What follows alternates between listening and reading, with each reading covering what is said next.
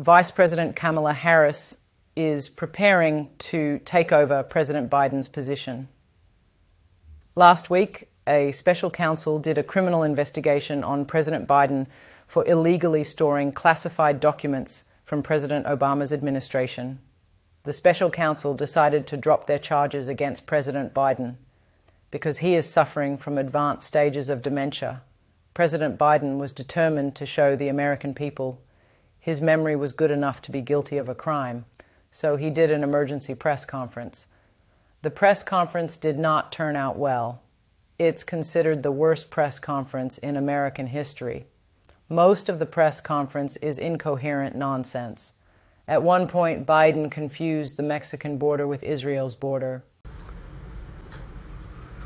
As you know, initially, the president of Mexico, Sisi, did not want to open up the gate to allow humanitarian material to get in. I talked to him. I convinced him to open the gate. I talked to Bibi to open the gate on the Israeli side. Vice President Kamala Harris freaked out the next day. She attempted to gaslight the public about Biden's health, but it didn't work.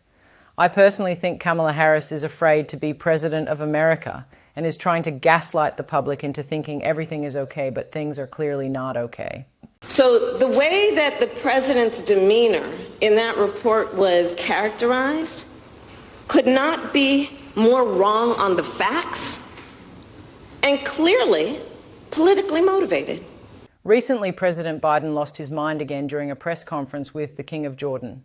In this clip, Biden is showed confused and jumbled. At one point, Biden is seen ping-ponging between the king, confused where to stand.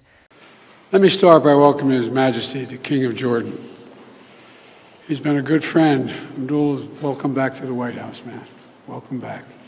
And by the way, Barack's looking at you in the corner over there. And along with Queen Rihanna, who is meeting with Jill now, and the Queen and the Crown Prince Hussein. Where is the Prince out there? I thought he was coming out. At any rate, Your Majesty, over to you.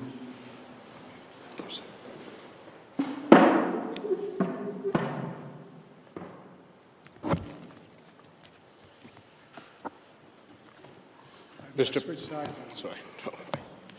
President. Vice President Kamala Harris has now told the Wall Street Journal that she is ready to serve as president.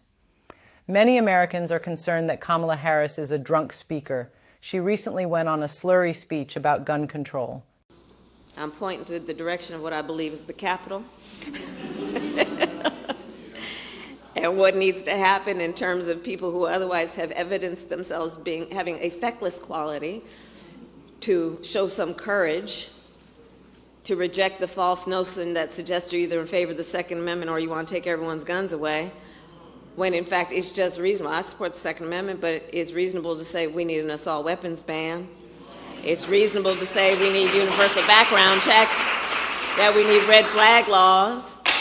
It's reasonable to say that if you want to deal with violence in the community, you also got to understand it's not only about mass shooting situations, which are horrific, and it's about everyday gun violence. The Liberal Party is in rough shape today. We all know Kamala Harris can't win this year's election. Newsom can't win because California is a poop shoot. Will Michelle Obama run for president? We don't know. Hillary Clinton may have a reason to run again. She hates Russia and hates Vladimir Putin. It would also be her ultimate revenge to defeat Trump. Only time will tell what will happen to the Liberal Party. So far, the party is an absolute mess, and the path to victory for Trump is as clear as day. The world is Trump's oyster right now.